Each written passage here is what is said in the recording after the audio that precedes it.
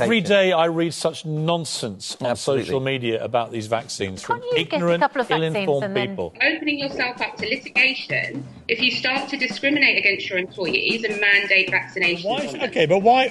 Listen, you make perfectly valid points, but why should I, as a customer, not have the right to use a company like Pimlico Plumbers where I know that they've all been vaccinated? Because I would prefer to do that. Actually, turns out there's not much difference between whether you've had the jab or not for transmission.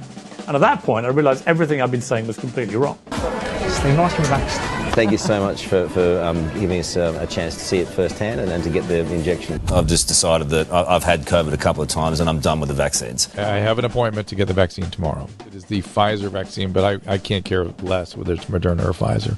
Just give it to me. Yeah, just get it to me. And I had a horrible reaction to the vaccine. I have a son that had a terrible reaction to it.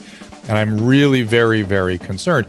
Making a healthy person sick because of something, an intervention we do as physicians, do no harm, is completely violated by the COVID vaccine. We are making a healthy person sick. We should try to encourage the unvaccinated to get vaccinated, all of us.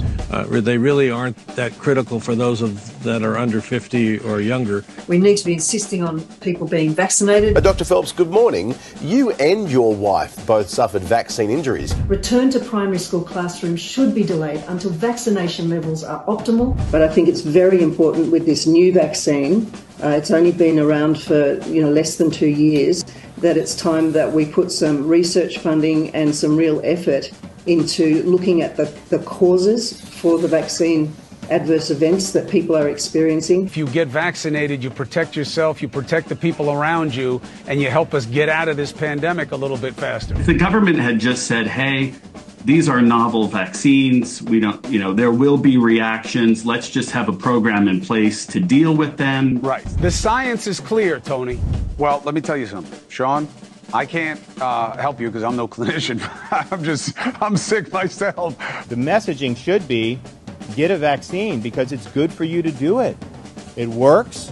You're not going to have to be doing anything like abnormal. You can live your life. I mean, that has got to be what the message is. I'm announcing a petition with the Supreme Court of Florida to impanel a statewide grand jury to investigate any and all wrongdoing in Florida with respect to COVID-19 vaccines. Most important to me was seeing one individual after another embrace vaccine with confidence. I have a number of people that are quite ill, and they never had COVID, but they are ill from the vaccine. Those who choose not to get vaccinated need to.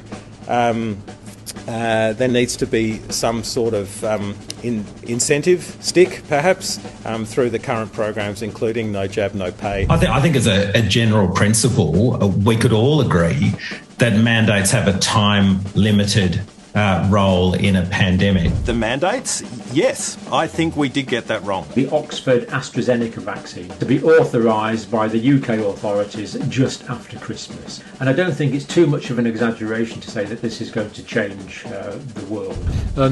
Oxford AstraZeneca vaccine has been branded as defective. What is happening now with the COVID vaccines, as an example, indicative of this new culture of cover-up and secrecy. Fortunately for this country, the procurement and rollout of the vaccine has been such an excellent job. Can we please have a statement now from the government suspending these experimental mRNA vaccines before any more death and harm is done to our population?